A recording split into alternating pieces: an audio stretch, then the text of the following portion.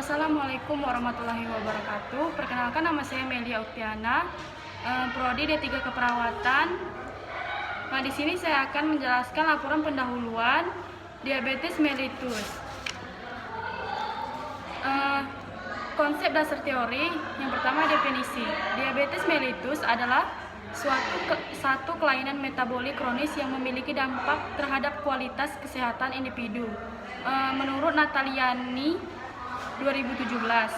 Sedangkan menurut Di Viro 2015, diabetes mellitus merupakan penyakit degeneratif yang ditandai dengan hiperglikemia yang berhubungan dengan abnormalitas metabolisme karbohidrat, lemak, dan protein yang disebabkan oleh penurunan sensitivitas insulin dan menyebabkan komplikasi.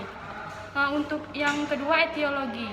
Etiologi ada dua tipe diabetes. Yang pertama tipe 1, yaitu yang tergantung dengan insulin dengan penghancuran sel-sel beta pankreas yang disebabkan oleh infeksi virus atau reaksi autoimun atau rusaknya sistem kekebalan tubuh yang dapat merusak sel penghasil insulin secara keseluruhan.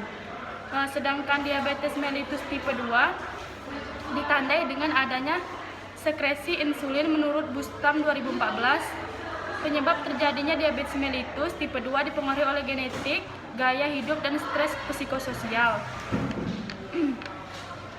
Penyebab diabetes mellitus pada lansia secara umum dapat digolongkan ke dalam dua besar. Yang pertama, proses menua, yaitu kemunduran atau penurunan sensitivitas indera pengecap, penurunan fungsi pankreas dengan penurunan kualitas insulin sehingga insulin tidak berfungsi dengan baik. Yang kedua, gaya hidup atau lifestyle yang jelek, banyak makan, jarang olahraga, dan minum alkohol, dan lain-lain. Yang ketiga, manifestasi klinis. Pada penderita diabetes mellitus mengalami gejala seperti banyak makan, yaitu atau polifagi dengan menerima kurang tenaga, banyak minum, polidipsi, kencing lancar, poliuri, dan berat badan menurun. Yang keempat, patofisiologi.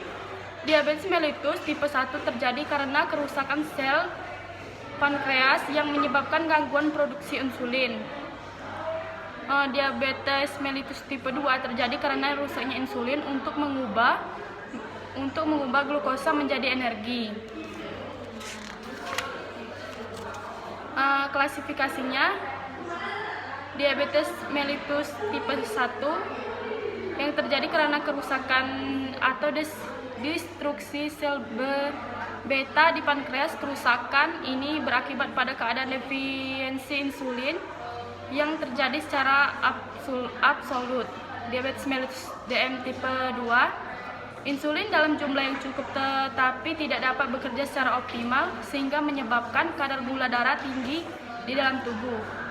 Untuk DM tipe lain dapat disebabkan oleh efek genetik, fungsi sel beta, kemudian genetik, kerja insulin, penyakit ekskorin pankreas. Kemudian diabetes mellitus gestasional yang muncul pada saat hamil. Keadaan ini terjadi karena pembentukan beberapa hormon pada ibu hamil yang menyebabkan resistensi insulin. Untuk komplikasinya, komplikasi akut dari diabetes mellitus meliputi hipoglikemia, hiperglikemia, dan ketoasidosis. Sedangkan untuk komplikasi kronis dari DM secara luas dikelompokkan menjadi mikrovaskuler dan makrovaskuler. Untuk pemeriksaan penunjangnya ada tes darah, tes urin. Untuk penelaksanaannya edukasi, kemudian terapi nutrisi, aktivitas fisik, terapi farmakologis. Konsep asuhan keperawatan, pengkajian keperawatan yang berupa yang pertama, identitas pasien, penanggung jawab seperti nama, umur, jenis kelamin, pendidikan, agama, dan alamat, keluhan utama, status kesehatan saat ini, riwayat kesehatan lalu, riwayat kesehatan keluarga, dan pola fungsional kesehatan. Diagnosa keperawatan yang saya ambil, nyeri akut berhubungan agen pencedera fisiologis, perfusi perifer tidak efektif, dan ketidakstabilan glukosa darah. Baiklah, itulah penjelasan saya tentang diabetes mellitus. Wassalamualaikum warahmatullahi wabarakatuh.